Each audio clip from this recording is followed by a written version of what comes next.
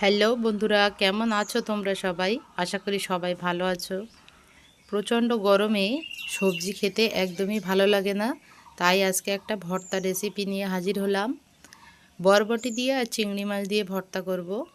প্রথমে কড়াইতে সরিষার তেল, শুকনো লঙ্কা, কাঁচা লঙ্কা, কয়েকটা গোটা রসুন দিয়ে দিচ্ছি, দুটো পেঁয়াজ কুচি, হালকা একটু নেড়ে চেড়ে নেব। এই ভর্তাটা খেতে যে এতটা মজার হয়, শুধু এই ভর্তা হলে পাতে আর কিছুই লাগবে না, শুধু এটা দিয়েই খাওয়া হয়ে যাবে। দিয়ে দিলাম 1 চামচ গোটা জিরে আর অনেকগুলো চিংড়ি মাছ খোসা ছাড়িয়ে দিয়ে দিয়েছি।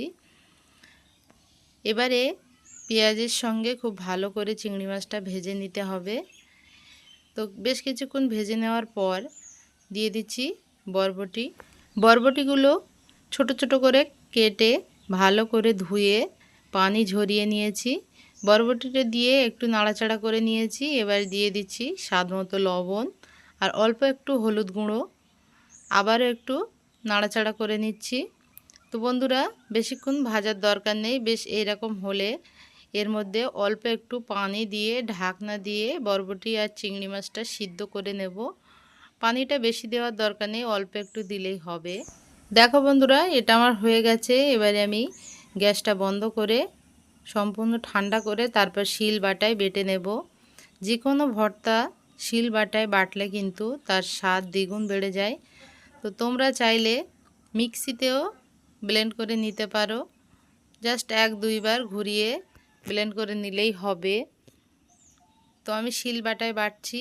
শিল বাটায় বাটলে ভর্তাটা খেতে বেশ মজার হয়। তো দেখো বন্ধুরা, ভর্তাটা আমার হয়ে গেছে। ভর্তাটা আমার বাটা হয়ে গেছে। আর ঠিক এ পর্যায়ে আমি একটু সরিষার তেল দিয়ে আবার একটু ভালো করে মাখিয়ে নেব। সরিষার তেলটা দিলে ভর্তাটা খেতে আরও বেশি মজার হয়। এই পর্যায়ে একটু ধনিয়া পাতা দিলে ভালো হতো, তো আমার কাছে ধনিয়া পাতা নেই, তো দিলাম না। তোমাদের কাছে যদি থাকে তাহলে ধনিয়া পাতাটা দিতে পারো। এখান থেকে আমি কিছুটা তুলে রাখছি আর অল্প একটু রেখে এর মধ্যে কিছুটা সাদা ভাত দিয়ে মেখে আমি খেয়ে নেব। এটা খেতে কিন্তু অনেক অনেক মজার হয়। তো কে কে তোমরা এইভাবে শিলবাটায় ভর্তা তৈরি করার পর ভাত দিয়ে মেখে খাও, আমাকে কমেন্ট করে জানাবে। এটা খেতে কিন্তু অনেক মজার। তো বন্ধুরা, আজকের ভিডিও কেমন লাগলো, আজকের এই ভর্তা রেসিপি তোমাদের কাছে কেমন লাগলো অবশ্যই কিন্তু কমেন্ট করে জানাবে। তোমরা যদি এই ভর্তাটা বানাও অবশ্যই কিন্তু আমাকে কমেন্ট করে জানাবে। ভালো লাগলে চ্যানেলটা সাবস্ক্রাইব করার অনুরোধ রইল।